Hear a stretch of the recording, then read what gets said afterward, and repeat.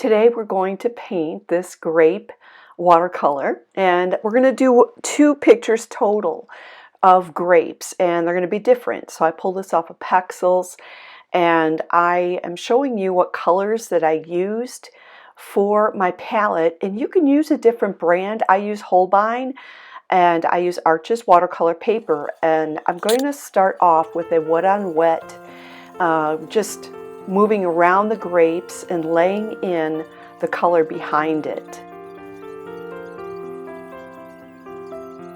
After I let the background dry, then I begin to add my yellows or this beautiful light green in the grapes, and I always picture a painting like this as window glass, like stained glass.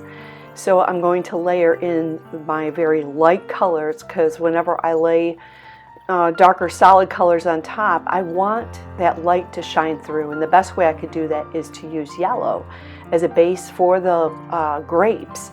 Let that dry, re-wet those grapes lightly, and then go ahead and start to add some of the other colors in.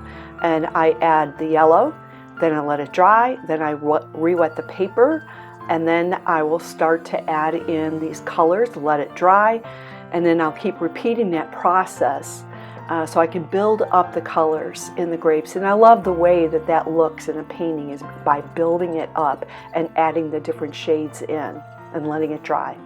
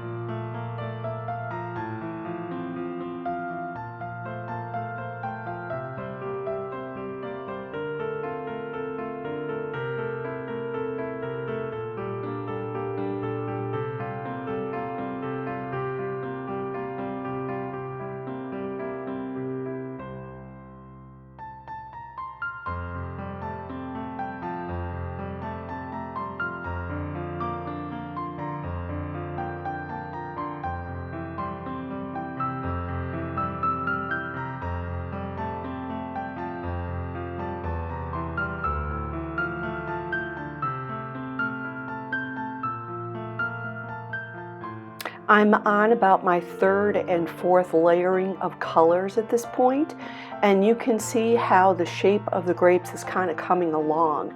A lot of this is very damp paper. It's not too wet, and I'm dabbing the colors on. I like the dab process because there's more control when I'm adding the paint in there, and then I'll go back with a brush, and that's what I'm doing right there. I'll go back with a brush that is damp, doesn't have any paint on it, and then I'll just lightly touch the edges of the paint that on there, and it shades it a little. It's a little bit easier to soften it up and let it blend in on the paper, and I don't have harsh lines.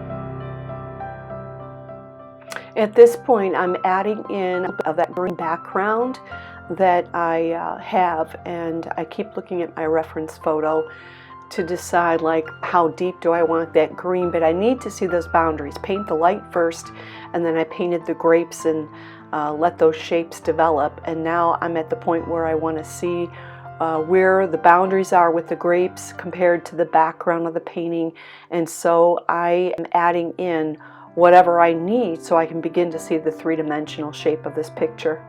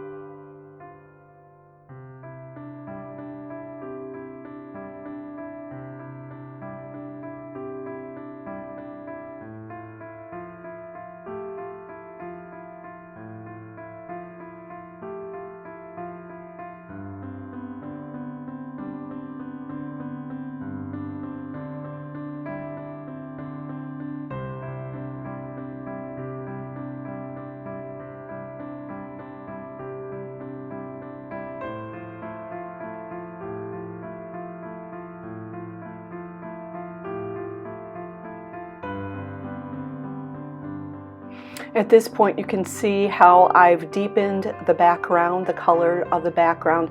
I love that. I love the contrast of those bright colors.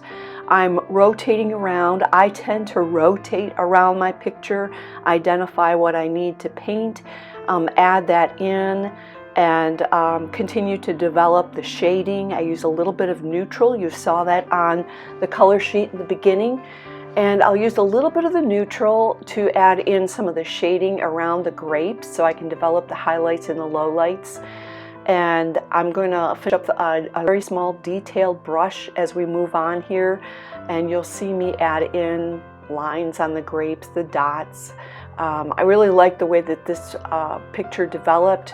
I'm paying attention to where the shading is too.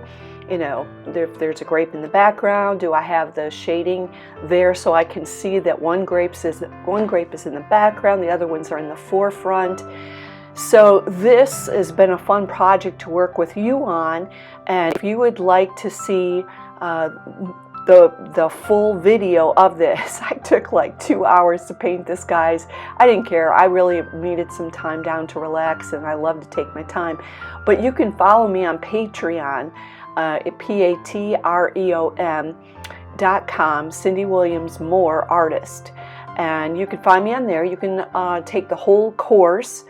And I'm going to give you some close-ups as we wrap up, see what the grapes look like as we finished out. There is another grapes #2 watercolor lesson, and it has a little bit of a take on the grapes. I think you'll enjoy making it. Hit subscribe, and I will see you next time. Thanks for tuning in.